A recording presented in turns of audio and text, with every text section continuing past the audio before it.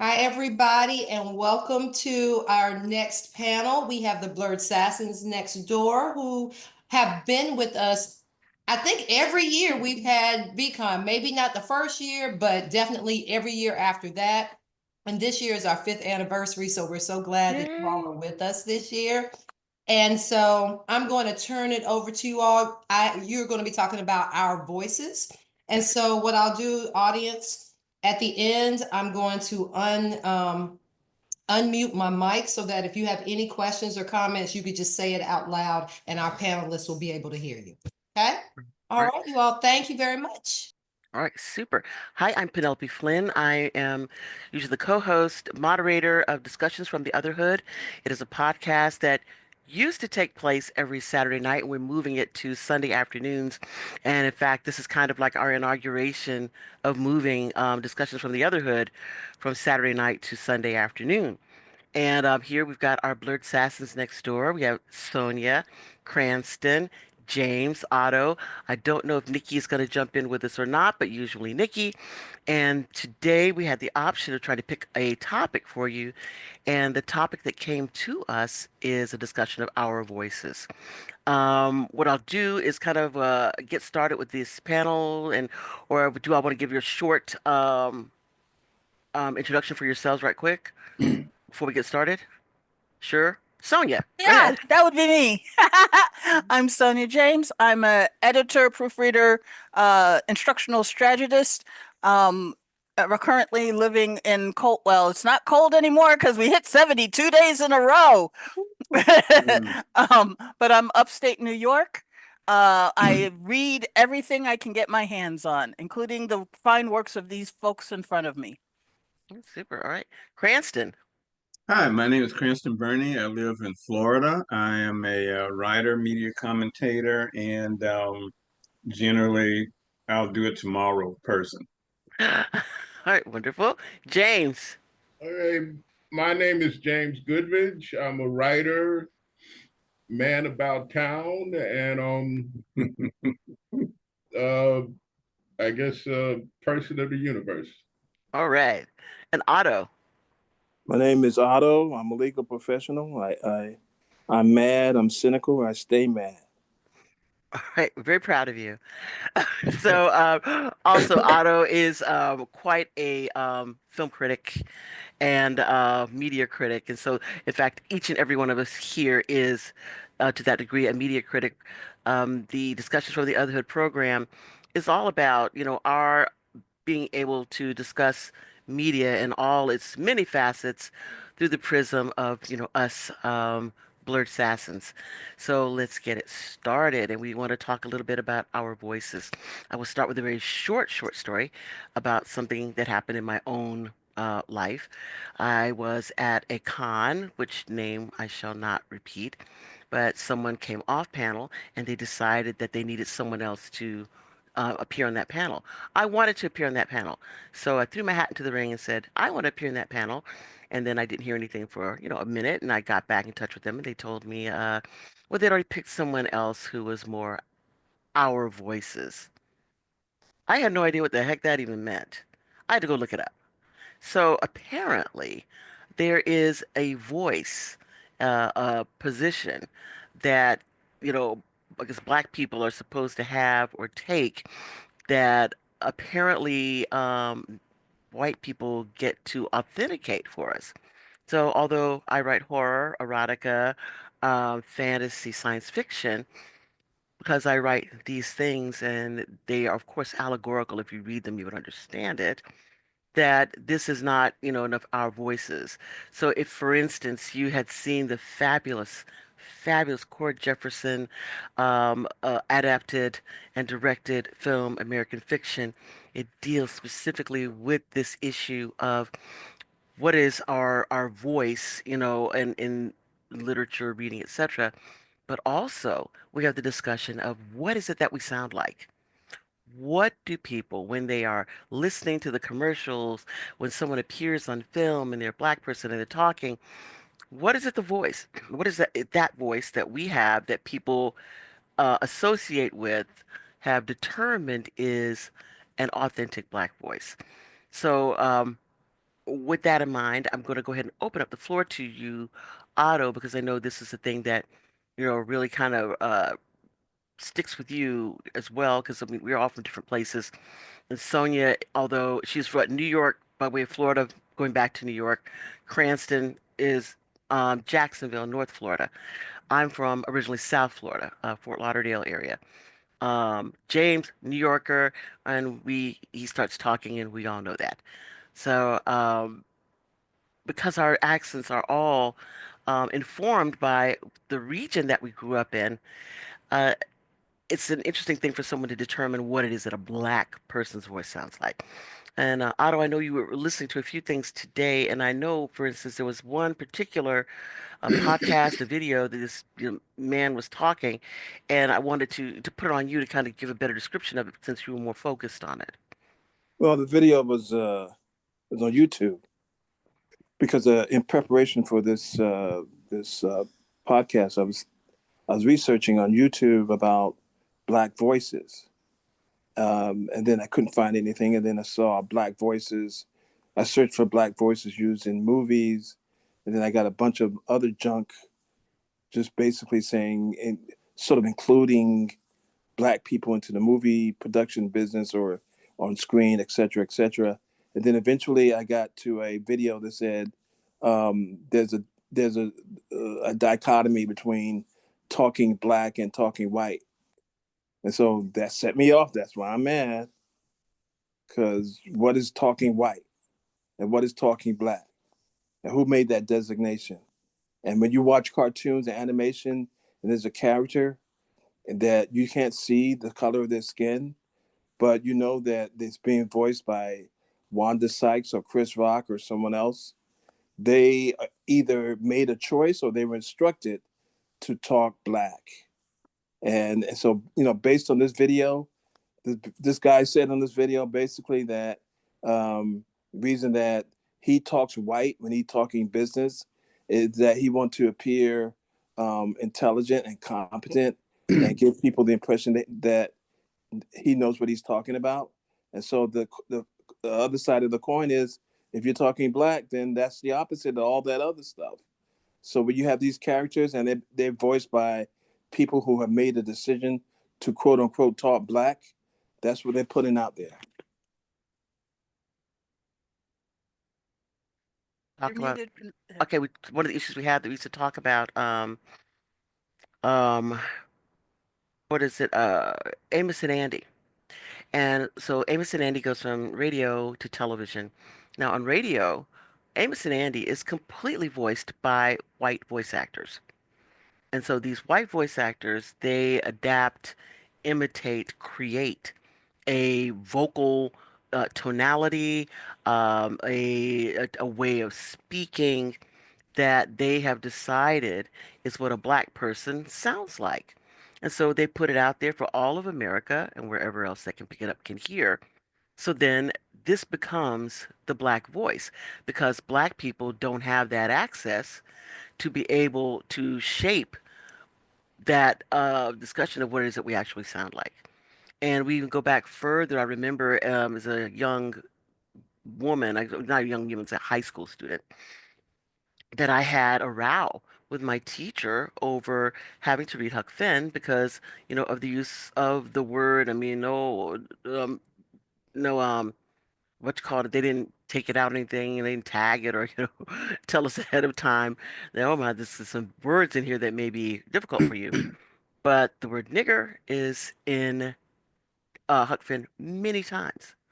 And I told my teacher I didn't think that I should have to read this book because of that, especially because they told the class that many people did not have to read of mice and men because of the curse words.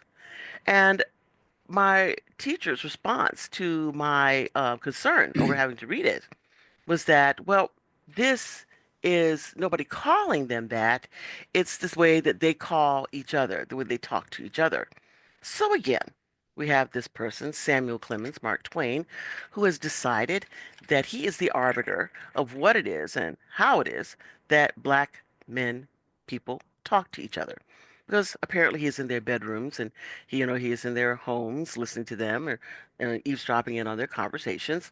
But he has decided from this small portion of time that he is listening to them, or that the time they will allow him to listen to them, that this is what he has taken from it and has decided that this is how Black people speak. And then it finds its way from his writing into someone else's writing, then into someone's film, then into someone's television show. And then it becomes how it is that Black people speak. I mean, you will even see it now when you have shows when people are living up north, somewhere in New York or they're in Chicago. Invariably, they all have a Southern accent, all these Black people. And it's like, well, they're in Chicago or they're in California and they're in New York. Why would they still have a Southern accent? But it doesn't even occur to them, that all Black people don't speak the same. And years ago, when Barack Obama was running for president, what is it, Fred Amundsen on Saturday Night Live was, doing a takeoff of Barack Obama when he was, senator still. And having never, I gather, heard Barack Obama speak, he did the skit, basically speaking as if he was a Southern Baptist minister, having never heard Barack Obama, but presuming, of course, that this is what he sounds like. So this is why, we have this, angst and, And then Penelope, concerns. there was another Saturday Night Live skit where they did. I guess someone was trying to do an impersonation of Juan Soto, who used to Hmm. be a member of the New York Yankees, and because his name is Juan Soto, they came out with this heavily stereotypical Hispanic accent. Juan Soto doesn't sound like that. He doesn't sound like that. He doesn't look like the guy who portrayed Hmm. him, who was a Puerto Rican. Juan Soto is a Dominican, and he speaks just like if you were uh, a baseball fan, a fan of the Yankees, talks like Bernie Williams, or he talks like Carl Anthony Towns. Or Carl Anthony Towns is also Dominican. He talks like someone from New York talks. That's the way he talks. So why put that stereotype out there? Yeah, and I think that's been our issue here is that when we have these people who are speaking, it is a stereotype. And I mean, I'm going to speak directly to you, Sonia, and also you, James, because you have part of your heritage is Caribbean. Do you find that, even with people who are Jamaican or people who are Bajan or, you know, that there is this mindset or that everybody has the same accent who is Caribbean, regardless of where it is that they're from? Of course, everybody have the same accent. They be dropping the H's. And Mhm. people, when my mom's accent got tapered by being in New York, so she didn't drop her H's that much. But every once in a while, she'll get a little lilt. And I still we just came from a church we were visiting, and one of the person is from the islands. It's like I cannot distinguish island because all I hear, my brain processes it all into Jamaican. So please tell me what island you're from. And he looked at me in shock. Nobody's ever asked him that. They all Mhm. just assumed he was Jamaican. He happened to be Bayesian. Mhm. Mhm. And I was like, I was like, okay, so I'm going to put you in the same category as my mom's insurance person because he's Bayesian. That way I can start to hear the differences. But yeah, Mhm. everybody assumes, or they make fun of me because I don't talk black. I have a very hard time speaking slang because my family all Yeah, wait a spoke. minute. Wait a minute. Wait a minute. What is Yeah, talking black? I I want was to let about me to say. catch some Yeah, definition. just have a let her I was finish. about to say, when I first moved to Florida from New York, since I was the first generation of all my family to progress that far in education, I was instructed to speak the Queen's English. So I had more of a British accent type flair to my voice. I didn't even have the New York and Bronx accent. So I would always, check, and all of the words, the inflection was slightly higher. And so the black people in the South that I encountered says, well, you're not even talking black. And I'm like, but this is how everybody talks where I'm from, because we were all first generation Americans who Mhm. were taught you're going to succeed, you're going to talk in proper full sentences, to the point where none of us could speak slang because Well, that would get us punished. but that's kind of interesting because for us, I mean, my family, I mean, we track Mhm. back, I mean, track back 400 years in this country. And, my family, everybody kind of speaks the way that we all speak. That sure, you speak the Queen's English. It's like I don't wear play clothes to church, and I don't wear church clothes when I go out and play. Mhm. So when I am, talking with my family, my mom, my sisters, my cousins, this is it. This is how I talk. Yeah. But sometimes, we talk and we're out, we're friends, we're laughing, we're partying, and you fall into whatever that colloquialism is. I mean, that's Mhm. that's a normal thing to do. And then But my yeah. mom even, I mean, my generation above us, that she is educated, she's got her PhD, and when she is around the what I used to call when she was younger, the old people who are like the age that we are now and when she is now, that um she would fall back into that northern Florida uh old people accent to speak with the old people. And Yes. she would, you know, like her speech became their speech so that she could be understood by them, and they could be understood, her because she just this is Yeah. how she spoke with them when she was growing up, and that's what she does, and that's what she did, and what we all do to some extent. Yeah. In our family, it's called talking with the cousins. When the Yeah, cousins all get together, everything's which way. yeah, yeah. But because the younger people my age that I had encountered had never been, they bought into the stereotype. hmm This is how Black people are supposed to sound. So when I came around and they had a completely different view. Now, granted, this is a community that's mostly Air Force brats. So it was really weird for me to experience. You guys have been all over the country, all over the hmm world, and you're still doing this dichotomy. But I And think that would make sense because if you've been to all these countries all over the world, if the expectation of these people all over the world is that this is what an African American person mhm, sounds like, you will fall into that speech, that dialect, so that they understand that you are you. I mean, mhm, it's, when you go sometimes overseas, there are people, or there are Black people who are not African American who will fall into an African American dialect because to be identified as African American is an easier way to navigate sometimes when you are overseas, like in Europe.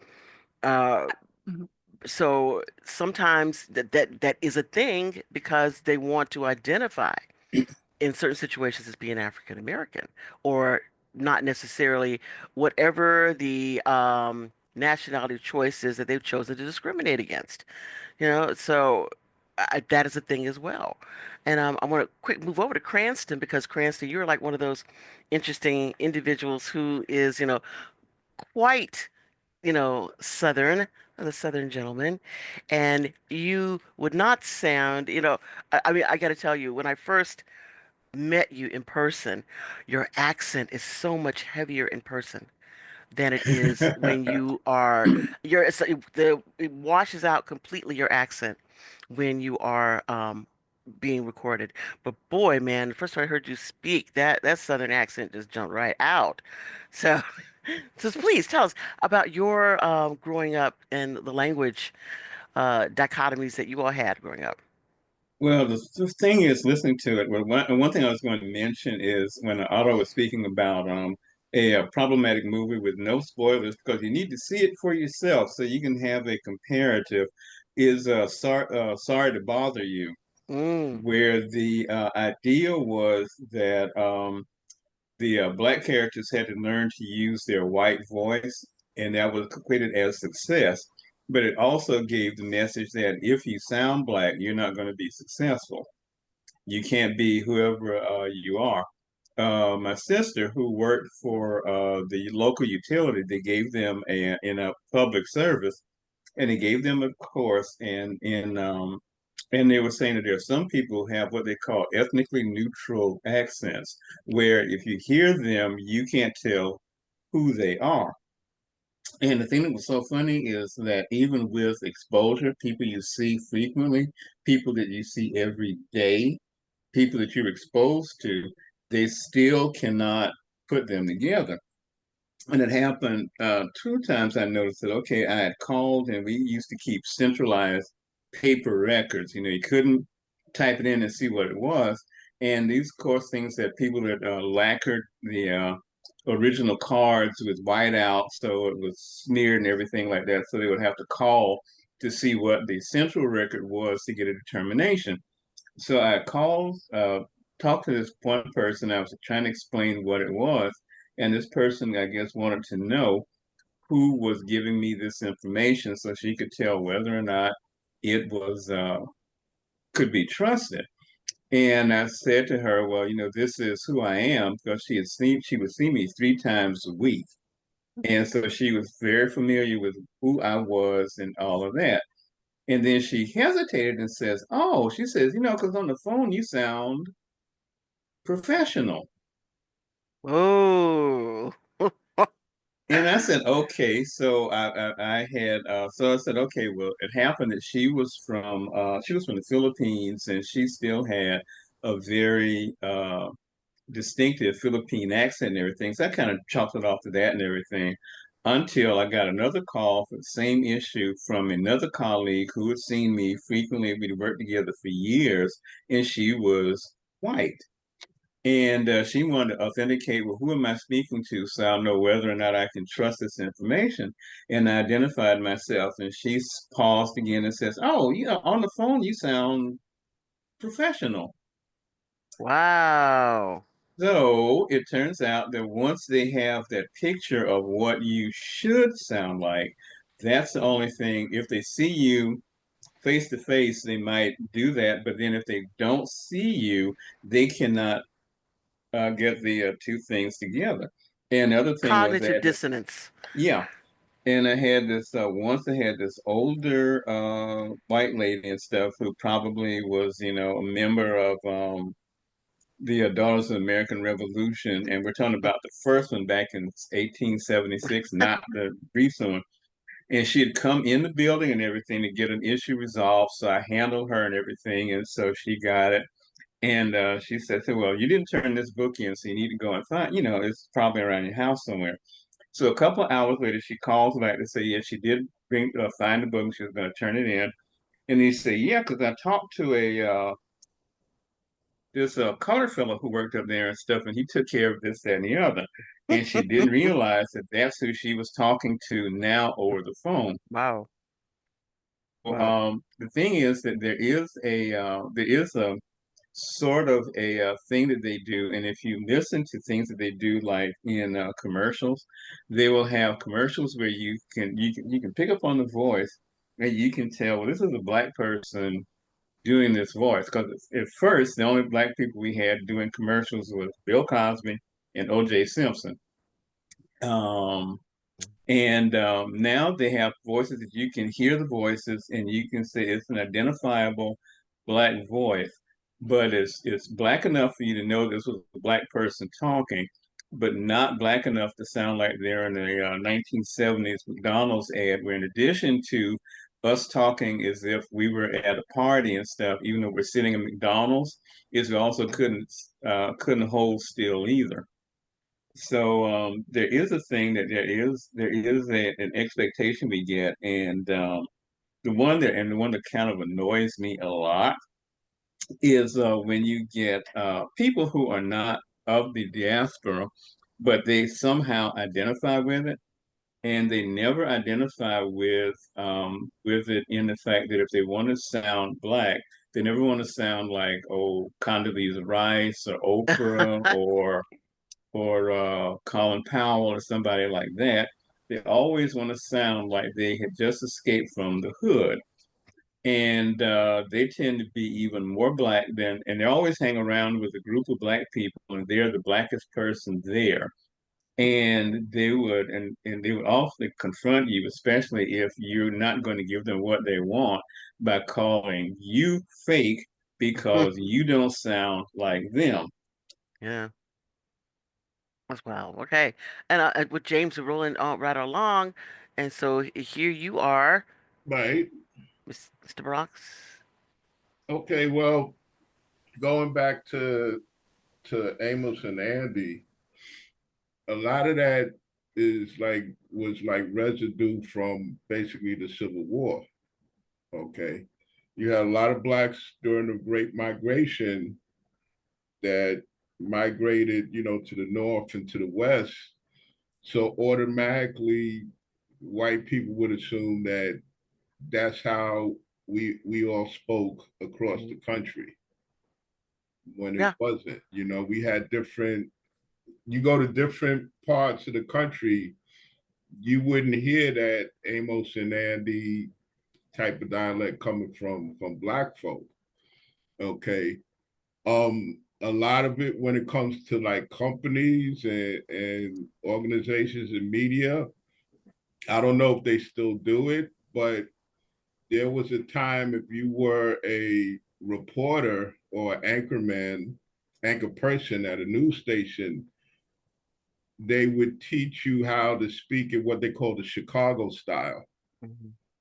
Okay, which is like a very straight up type of English without an accent. A lot of uh, anchor men and anchor women from back then, they were taught in the Chicago style. Just like with Hollywood, most actors in the 20s, 30s, and 40s, they were taught to speak with what they call a mid-Atlantic accent. Mm-hmm. Okay.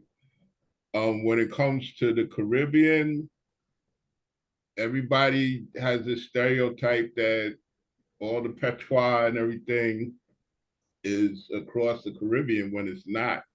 My father was from the United States Virgin Islands, and I never heard him speak with a Caribbean accent until maybe when he was in his 60s. Mm-hmm. Okay. Um, with me, I have a New York accent. I'm 33rd and 3rd. Okay. And also, I have a bad habit, which people try to correct me, but defiantly, I don't listen. Is if somebody says, okay, put that over there. I say, you want me to pit that over there? They say, no, pits are for cherries. I want you to put that over there. You want me to pit that over there? Wait, what? And really the New York accent has become the New York tri-state area, Pennsylvania accent, you know. Unfortunately, I hate to say, but these days and times, see, and there we go with these. Um, right now in this country, it doesn't matter whether you speak ghetto or the King's English. It doesn't matter. People these in this country right about now, they're on they're on something else. They don't care what. They don't like you. A certain Mm-hmm. segment of this population. But that's why they use these accents. Because Yeah. what purpose does it serve to use an accent in a cartoon where the Right. cartoon character is not seen as black or white or whatever, but with that voice, that stereotypical voice, they are emanating a certain. They want the audience to have a certain attitude about that character. Yeah, Exactly. not to cut you off, but it's funny. That type of accent, okay, is really only a small segment of the black population, right? Right. But people, it's funny because you have other people that gravitate towards that accent or speak when like you guys said, when you want to be a part of that community and they figure, I should speak like that to be a part of that community. And then another part gravitates to that accent out of hate. Mm-hmm. I see that as hate. I Okay. see that hate. I see that. I see that stereotypical behavior and approach. I mean, you watch the NBA, every commercial has a so-called black, that stereotypical black accent that someone chose for us to be our standard bearer. You see, you hear that black that Burger King commercial with that guy singing. You Oh hear it yeah, yeah. in every like apparently all black people drink either Sprite or Starry. You it's there. It's like an AI is going to capture this, and when the Wanda Sykes and the Chris Rocks and then the Vin Rames of the world are gone or no longer doing it, they captured what black is, and that they're going to define us as black. That's the way we're going to talk. Right. Well, it's Right. also a thing about it's a thing about classism and education. And if you have a thing where they can understand the individual words you say, but they can tell you say them with that whatever, and they always try to put a positive spin on it that you speak with swagger or you speak with verb or something like that. But it also says that you're a different class than us. It's like you're not Cockney, but you could be, you know. Hmm. It's like Yeah. that's the American Cockney accent when you do that, rather than the London, educated accent, that kind of thing. Right. And that's also a way of immediately saying who you are because they hear this is what you sound like. They have pigeonholed you as someone that I do not have to take as seriously as they want me to. Yeah. Yeah. It's interesting because I had my cousins I grew up with, and they had their last name that, is an STR consonant Mm-hmm. blend, and they always would pronounce it like it's SCR, See, like screet. the word Yeah. screet instead of, It's a street. And they did that all the time. And then the does, and they dropped the T, like the hard T, that pronounces the D. And I took that, all my life, being, groomed as we were to believe that this is something of, lack of Mm, education with regard to learning to speak the Queen's English. But I got schooled for real. What is it? Food Nation, Padma Lakshmi. yeah. If you Gala. all watched that episode about the Gullah Geechee, Mm-hmm. you can find it on YouTube. And she's talking about the foods and things of that ilk, but also mentions that in countries like Ghana, there is no STR. That consonant blend in many West African countries does not exist in language.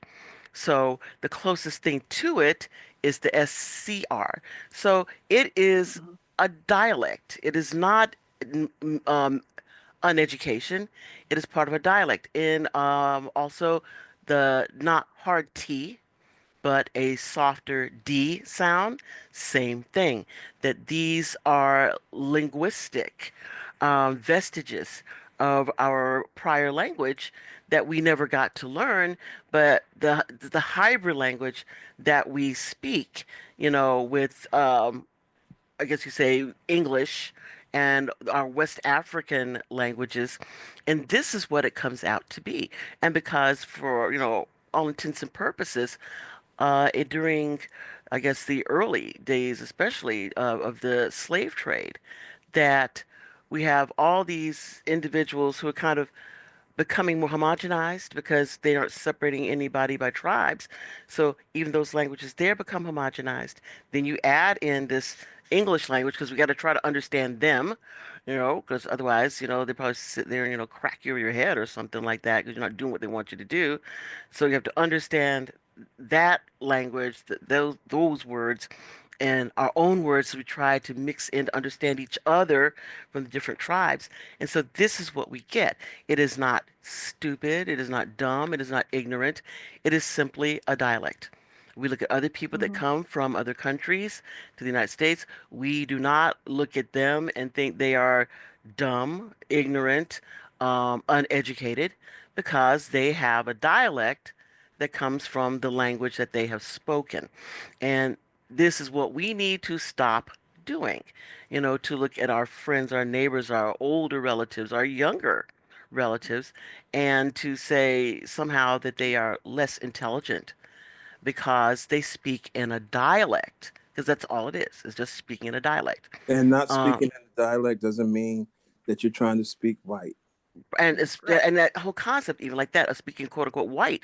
But understand, I mean, we all have lived, especially those of us who have lived and do live in southern states, that this, like you said, that Chicago style or that unaccented Washington state form of speaking, those are probably the only places in the United States where Anglos speak like that.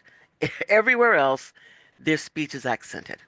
But for any of us who are, doing the same thing that anyone else does, which is like you have to be in the trade, whatever your profession happens to be, and we all speak that same language because we all have to understand each other in that same language, so quote unquote Queen's English, then that's why everybody speaks it. It's no different than when people were in traveling through Africa and learned to speak Swahili because it's the language of commerce.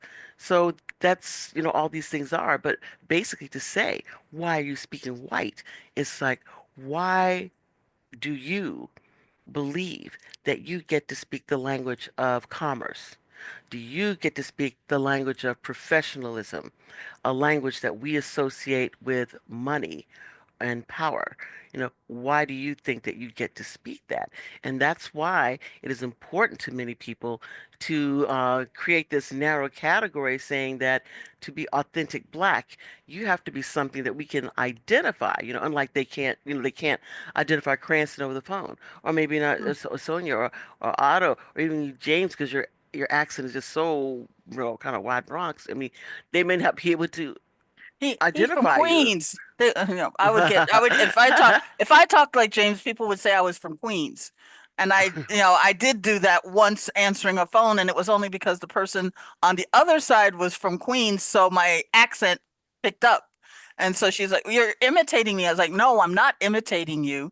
I used to live in New York. I could I'm pick up." backsliding. Yeah.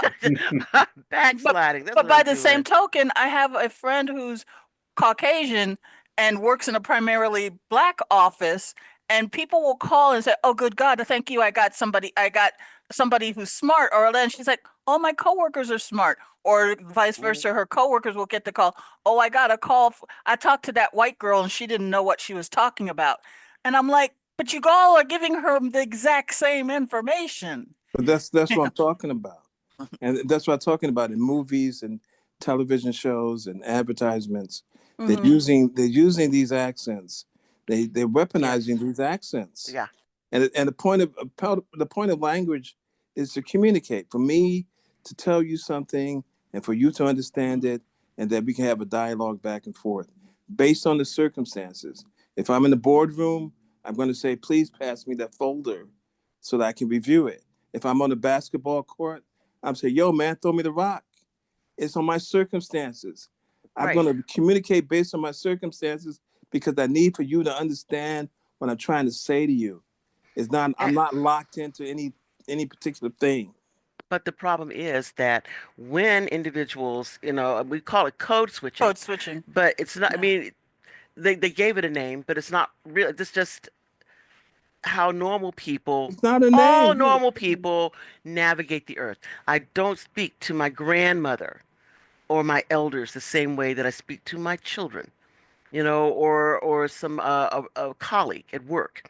That we all navigate this world, speaking differently with individuals based on the relationship that we have with them, and which is why things like the show, what is it, The Wire, used to always drive me insane because it's like this mindset that these two white men who created this show think that they know what happens in every facet of black people's lives, public or private. We talked about this before in discussions with the Otherhood and Good Times, and I'm sure many of you all, maybe all of you all, have seen the show Good Times, where you see JJ, and he's in the house. The original show, The Good original, not Times. yeah, not Not, the. I mean, but I wouldn't even know what the other one. I never seen I it. know. Yeah, but in the original Good Times, JJ is wearing this bucket hat, right? And all of us know, we're black people culturally, you don't wear a hat inside. you come inside the house and your mom or your dad or so, I mean, I don't even have to tell you because, it came through your grandparents even. You don't wear a hat in the house. You take your hat off when you come in the house. Unless you're But a woman. yeah, yeah, Yeah. but with these people, it's because the only time they see you is outside.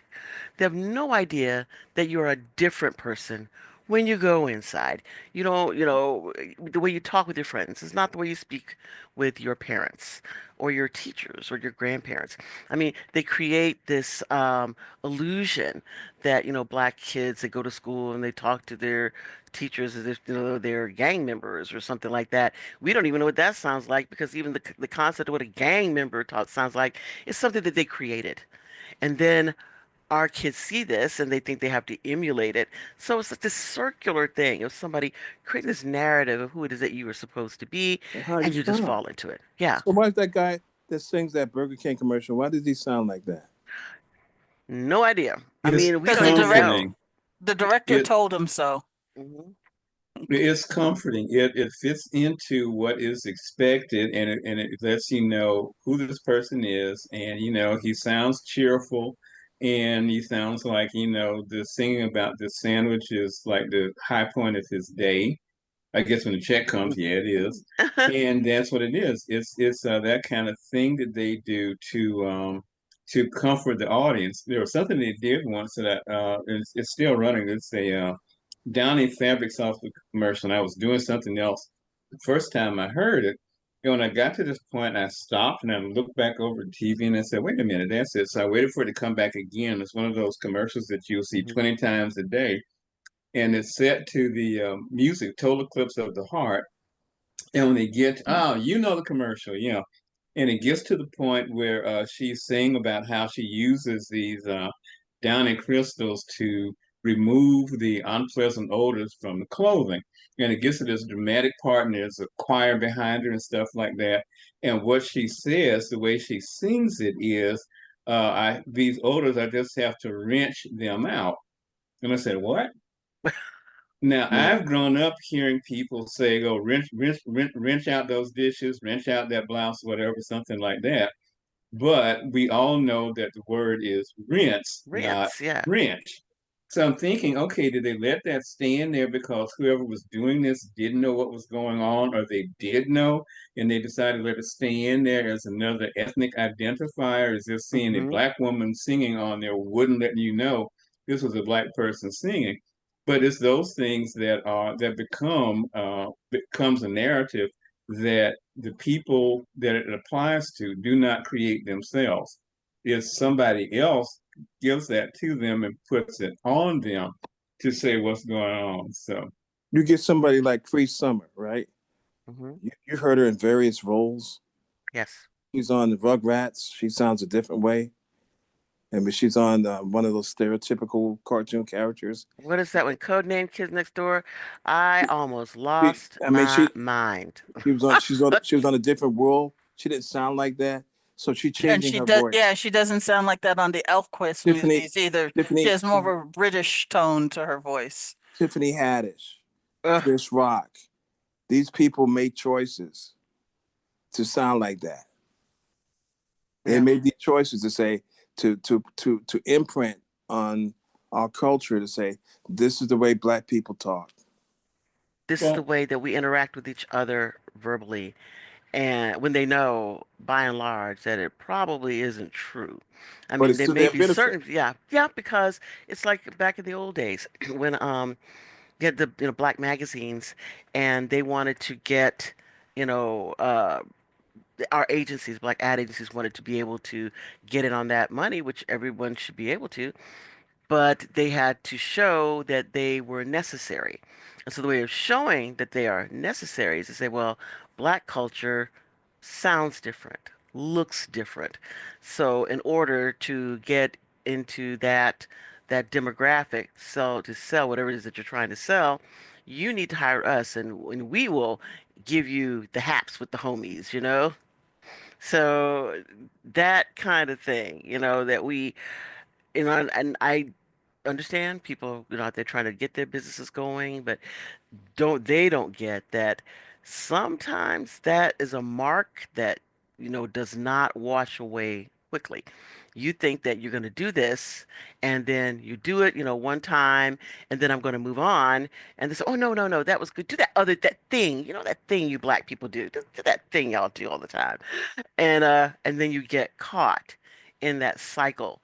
And although your community may have moved on verbally, linguistically, whatever, we will always be stuck there because that's what the Madison Avenue has keyed into. Yeah. That's what Hollywood is keyed into. You And then think you have Wanda to be that Sykes? way. You think Wanda Sykes and the Cree Summers? You think they would get those roles, doing those voices, if they didn't speak that way?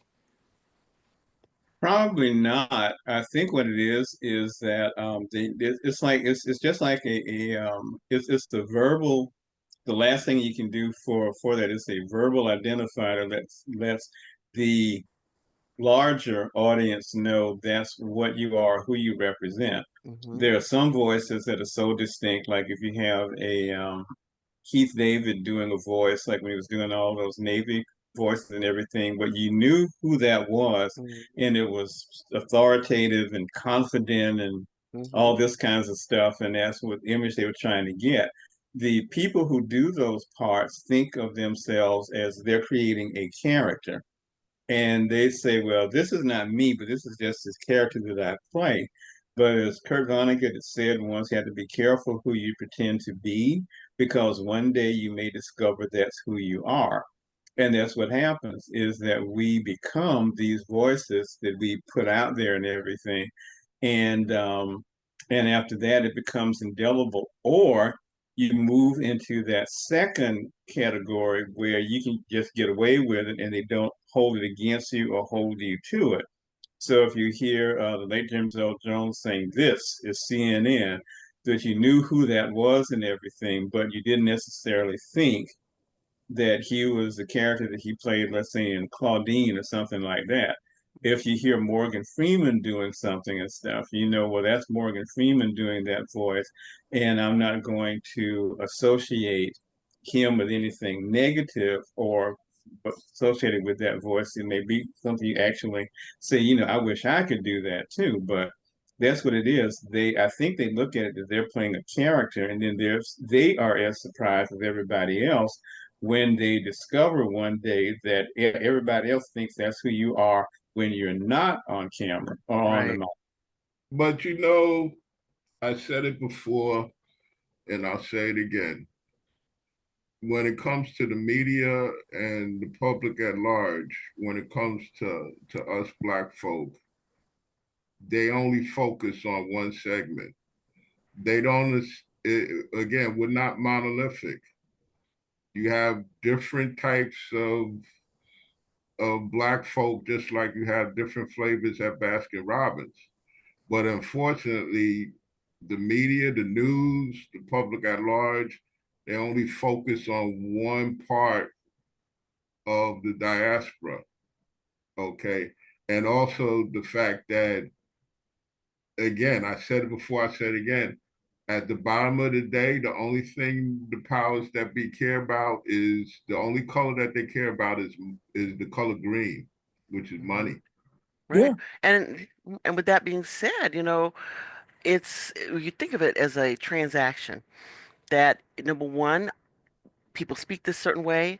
We get you used to the concept that people speak this certain way or somewhere specific on the social strata so that you do not expect more for yourself.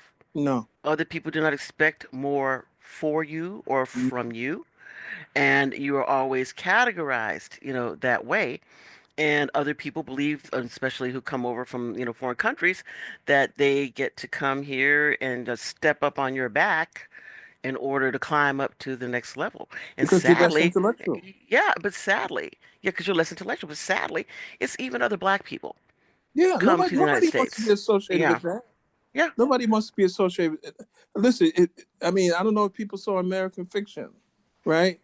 Hmm. And I mean, that's one of the movies that people should watch. But it just brings that into focus. And there's a book written by Israel in that movie, where she says, I think one of the lines is, "Benifa, you be pregnant again?" And Or she is something. supposed to be a reader. She's gone to, what is it, Oberlin and NYU, somewhere like that. And now she's a reader for this publishing house. And she gets the books that come in and she gets to read to make a determination as to whether certain good books are good and should go further up the chain or whether they're bad and they shouldn't be published. But she was saying I was reading these books and I couldn't see anything that had our voices. Now, I understand, she's speaking, no different than we are speaking today.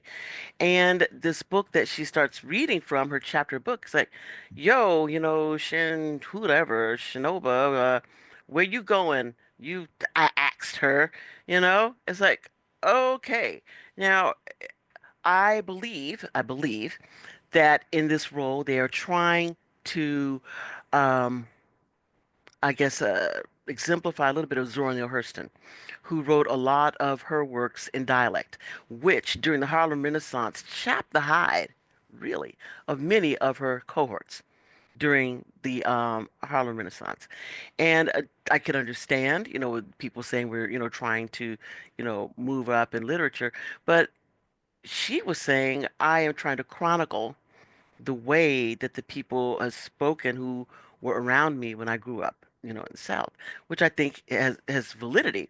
But I think also when someone says that, this is our voice, is the problem that we have as African Americans first, Black people associated with African Americans second, is that it becomes monolithic, that we only get to sound one way. Well, every other, group of people that writes or sings or, creates a film gets to have their own unique voice, not just from um, nation to nation, but from person to person, you know, and the concept of individuality, we really don't get to express that. We're always expressed like as a group that all Black people do this, all Black people do that, which, when you are trying to say that a certain way you speak means that you are unintelligent, then they Exactly. get to, I mean, they're sweeping using a wide brush to paint Yeah. over It everyone. take away my freedom to talk the way I want to talk Right. in different situations. So basically, you're saying if I talk the way Bonifa, whatever Issa character talks in her book, then I'm unintelligent. Hmm. You know Yeah. that's not what that means. That means in that situation, I'm communicating with someone, and why the f are you listening to what I'm saying anyway? And it would be wonderful if she could have that book and people would look at it and they would clap and say, this is wonderful, like they did in the film. But on the other hand, that he had his book that he wanted to get published, but that they are not reading that book because it's not a Black No, book. because it's about Aeschylus. Mhm. It's Right. about Aeschylus or something. So it's like he's a Black man, Why and are his you not book writing Black he's writing things about Aeschylus, and his book is put in the Black section of the bookstore. when it has nothing to do with his Blackness except that he's a Black writer? So I know we're down on time. We're like at the end. And I didn't know whether we had any time to take questions. I mean, we're like 1 minute. Every time anybody wanted to say anything or to ask anything before we rush out the door. I have my mic unmuted, so if anybody has a question or comment, you could just say it out loud. I have a question. You're gonna have to talk real Sort loud. of like how you the personas that they sort of take on. Can you all hear? I kind of think Tabitha Brown also has. Sean, they can't hear you. Because they're really light. You'll probably have to talk really loud. Yell it to us.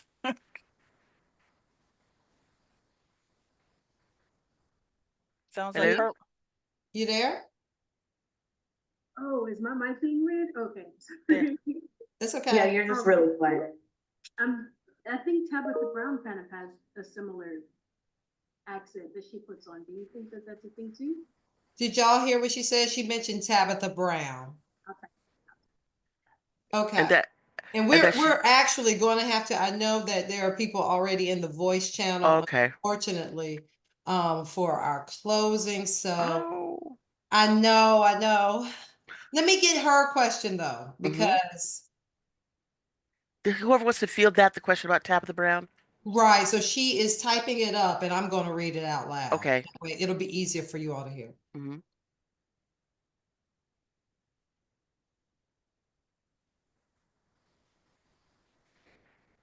While she's typing, I just got to say, we've had a great time.